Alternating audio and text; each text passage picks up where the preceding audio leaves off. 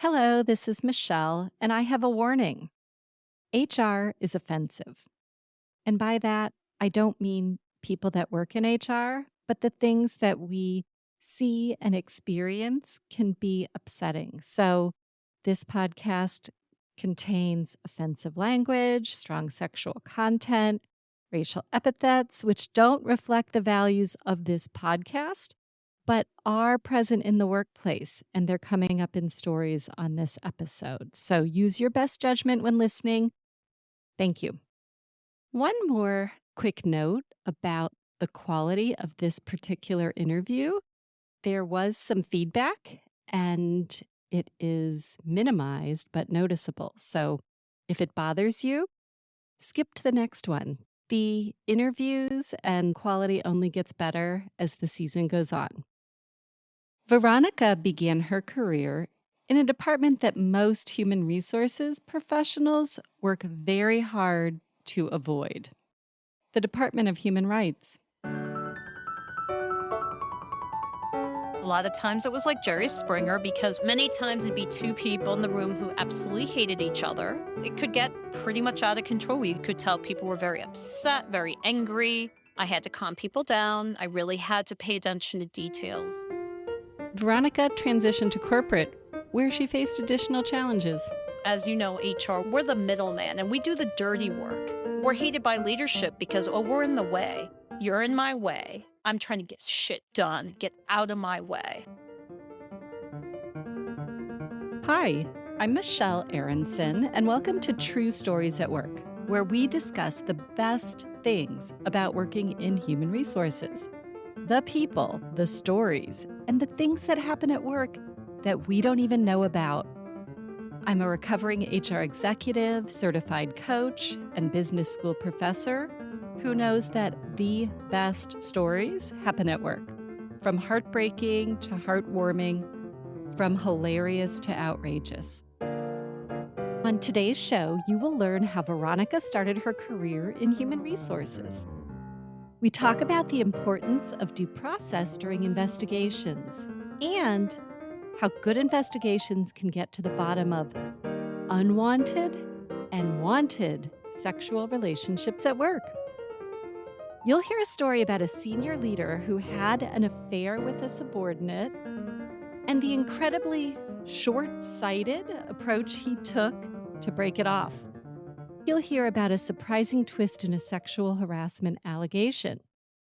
At the end, you'll get to hear a workplace confession, something that happened at work that never made it into HR. This prank involves a team of engineers and a copy machine. So let's get started. Veronica, I'm honored that you came to spend time and be a guest on my second episode of my podcast. We're newer colleagues, so why don't you take a minute and just tell me your background, what you've been doing in the HR space? Thank you for having me on here. I appreciate it. So I started off in the government space. I was a human rights investigator. So I was the one who would take the allegations of workplace discrimination and then I'd investigate it. And then I'd also be the one who was drafting the allegations against the company. So HR did not like me. And then I'd be the one determining whether or not there's evidence of discrimination. So at that time, I had to deal with all sorts of issues, everything from, gender, race, anything that can go bad at work. And so what happened is afterwards, I was deployed for a year in the military in Camp Assalia, Qatar, where I was an HR specialist. So I had to deal with reporting movement of troops that went to the general. So I did that, came back and thought, I have government experience.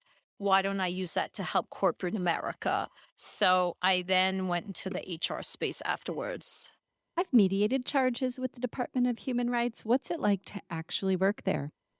I did my best because I was not allowed to tell the complainant, you don't have a case here. Technically, I was a neutral person, but many times the complainants thought I was representing them. I'm like, I'm not. I'm just taking your information. I will look at both sides of the story and then I will assess. And of course, I had to look at documentation. Now, if there was no documentation and there was conflicting testimony, it had to go to a hearing because I can't make that assessment. An administrator, law judge would have to. What were the issues that you remember the most from your time in that job? You're dealing with real life issues, sensitive topics in people's lives that, for example, dealt with a lot of sexual harassment. This was way before the hashtag Me Too movement. And what a lot of people don't know is the government will take the case no matter what. The person can be lying. I'm very big on due process. It's an allegation. Doesn't mean it's true. Someone always has a right to their other side of the story. So if it's just he said, she said, or whatever it is, I don't know. I wasn't there. The other thing is you're dealing with the ageism. I remember there was a bunch of older people that worked at a certain major corporation. We're all laid off around the same time. We're over 50. The thing is, though, when you're a major corporation, you have the documentation. It's very difficult for people to win when you're suing a major company. They have all their dots lined up. It was hard for me because what I want to say, you're pretty much screwed. It's going to be hard for you to prove this. I've sat in that room that you're talking about across from somebody who was terminated. What's your advice to employers to stay out of that room? Or what can leaders do to not have that happen? The major trend that I've seen over the years is that leaders, they don't clearly communicate. And I think a lot of employees are afraid. They're afraid to say how they really feel. They just don't say anything. And so if things are left blank, employees will fill in the blank of the worst case scenario. And something that I think could have been easily remedied became a big litigation thing because leadership brushed someone off or thought they didn't have the time. And I think a lot of companies say we have an open door policy, but then they're real busy and they don't really take the time to talk to someone. So I think they could say they're the best workplace. They can say we're a great culture. But at the end of the day, for an employee, a lot of them are afraid. And I know this because when I've been in my employee relations roles, they're like, I'm afraid I'll lose my job if I say something, so I'm just going to hold it in. And what ends up happening, something just blows up. They either quit and then they sue, or then there's a class action lawsuit. And I've been on that when I did go into HR, corporate America. They were being monitored by the EEOC for 3 years. So my job was to go into a brand new culture and make sure that they were being compliant. And a lot of it is perception. It doesn't seem to be a priority for a lot of employers. It's about the bottom line. And that's the problem here. I feel like in my role in HR, people would come in and say oh, I don't want to complain because I don't want to lose my job. What I saw it as is sort of an absence of trust between the manager and the employee, because that same employee would go to somebody else and complain. So managers making themselves more available fills in some of the holes you talked about around absence of communication, employees filling in the blanks. All that stuff can really be fixed. And it isn't always work related. Sometimes it's just trying to get to know somebody as a human being. You know what I mean?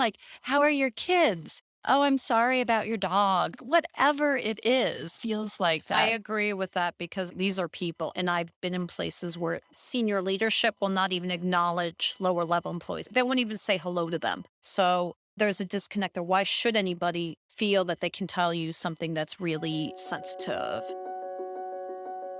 Tell me a story where you saw leadership really rocking. You wanted some positive examples where leadership went above and beyond for their employees. And I really can't think of any examples where I think they did the bare minimum of what they're supposed to do. But anything that I would say is treating them like family or something that really stepped up to the plate, I haven't observed that. Well, that goes to show that there's room for improvement. Did you ever do anything in the HR world where it kind of scared you? Yeah, I think there were stories where somebody felt they were afraid they were being, threatened with violence. And in this story, this person was receiving notes and it was saying, go home and die. And when I spoke to this person, he was genuinely afraid because he was out in the Midwest. He had just moved from the West Coast. He was African American, his wife was white. And he felt like with his job, he's a target.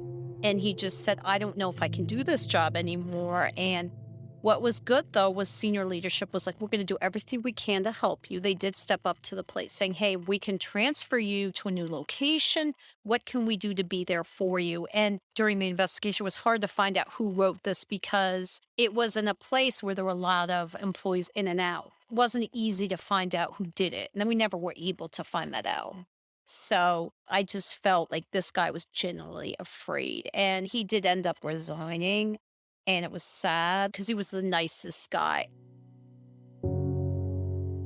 What I needed to do on my end as an HR professional, I had to make him feel safe. I'm like, you're here. Our job is to protect you. I worked with the company's police. So we worked in unison. And I've done that with other companies. And I feel like we do have a double-edged sword because I could be the one who terminates you. But at the same time, on the flip side, I'm there to nurture you. I'm like the mama bear of the employees. And that's the part that makes me passionate about HR. I feel like you can have this dire situation, but at the end of the day, you come to me. And I have to make myself accessible to them. Like, you need to feel comfortable and trust me in my integrity to tell me your story.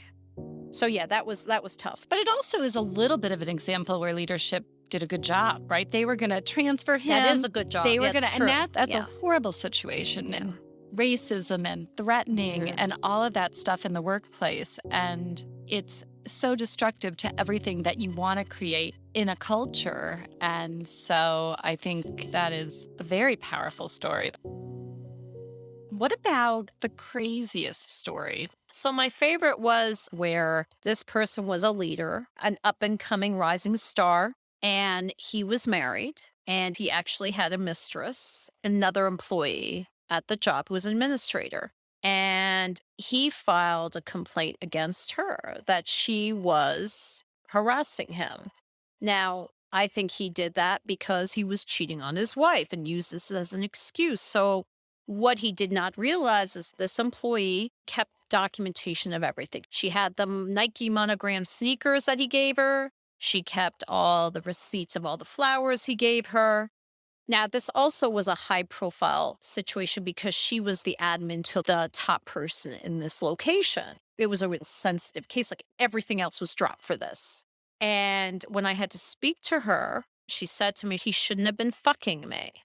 So what actually ended up happening is that he got in trouble for lying because his integrity. Here you're not becoming leader saying, oh, this woman's harassing. No, they actually had a relationship. So of course, when she said that language, I was like thinking, this is crazy. Like, he should have never done this. I think he was trying to cover it up so his wife didn't find out. But I've always told people, do not date at work.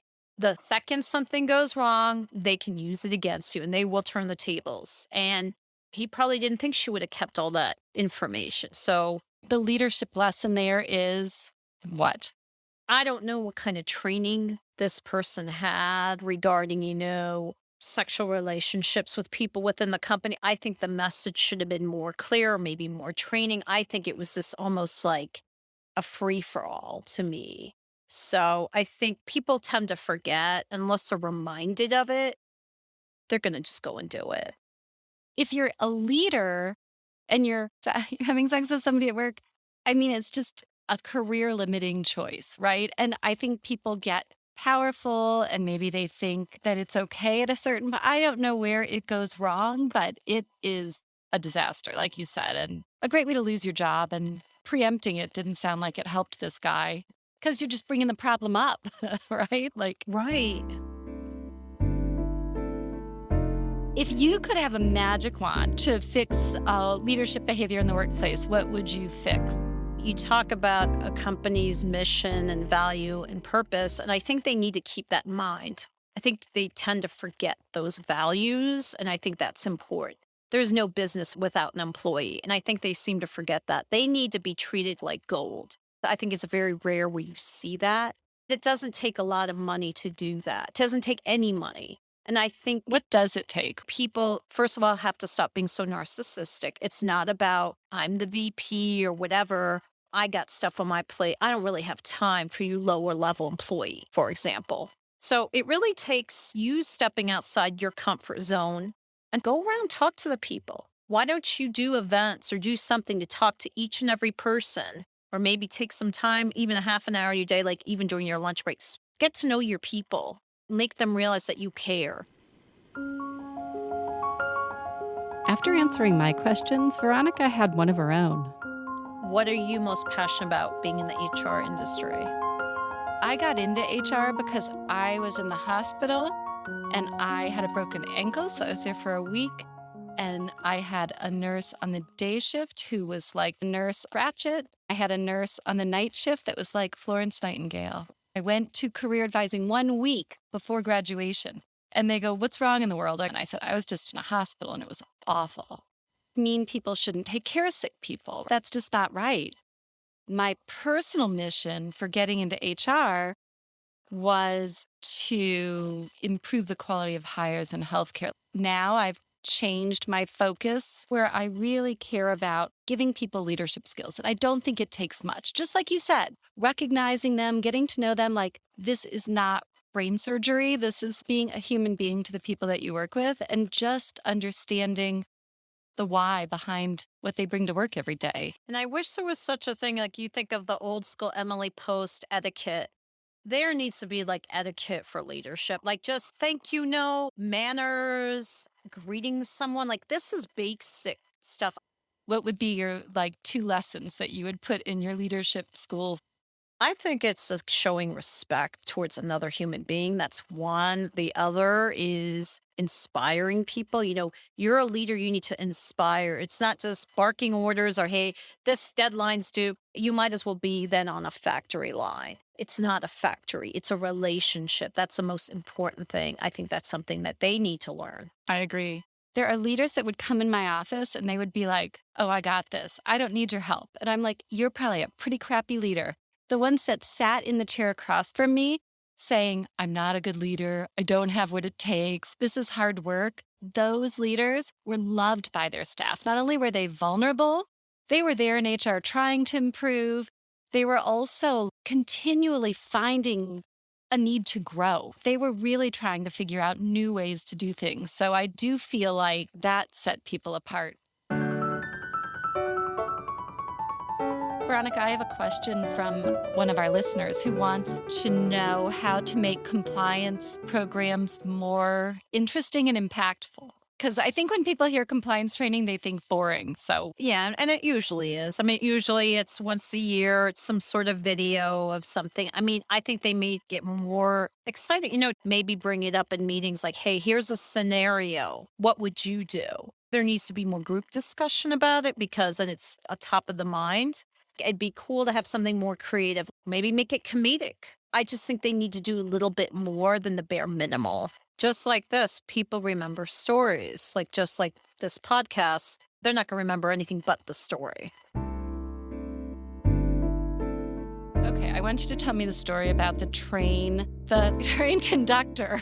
Sure. So what happened is there was a manager at a hotel who contacted HR and said, "I think that one of your employees is sexually harassing one of the employees here at the hotel." So when I contacted her, she's like, "I'm not being sexually harassed." She's like, I wanted to be in a menage a trois with him and some other woman. This isn't sexual harassment. I want to be in this." So I found it humorous because, here it's one side of the story. We're like, oh my God, this guy's doing this. But she's like, hey, I'm game for this. So I found it to be, you didn't expect that. So sometimes you get really unexpected answers when you're doing an investigation. I thought that was hilarious. Humans are strange at work, and God only knows what they do when they're not at work. Thank you for having me on this podcast. I'm really honored. And I think this is a really great value for people because I think a lot of employees see HR as kind of like the Wizard of Oz. You're behind smoke and mirrors, but they don't really know what's going on. It's a big mystery to them. So I think this is great that you're making it more transparent. So thank you for having me as a guest. The pleasure was really all mine, and I appreciate your time. You're Thank you. a wonderful guest. Wonderful. Thank you.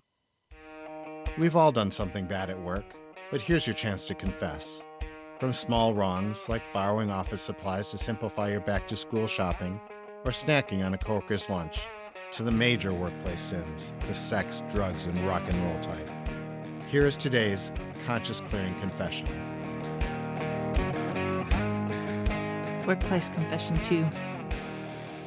April Fool's Day continued for Zoe. The first trick went off without a hitch, so I had to do another. In this one, I was targeting a different group of people in the office, and I went into the copy room where we had lots of different types of copiers and plotters, and I picked the workhorse of the bunch, and I put a paper clip on the glass and proceeded to make an entire ream's worth of copies of just a single paper clip. And then I put all of that paper back into the copier so that every copy that a person made that day would have a paper clip image in the upper corner, just hanging there all by itself with really no reason to be there.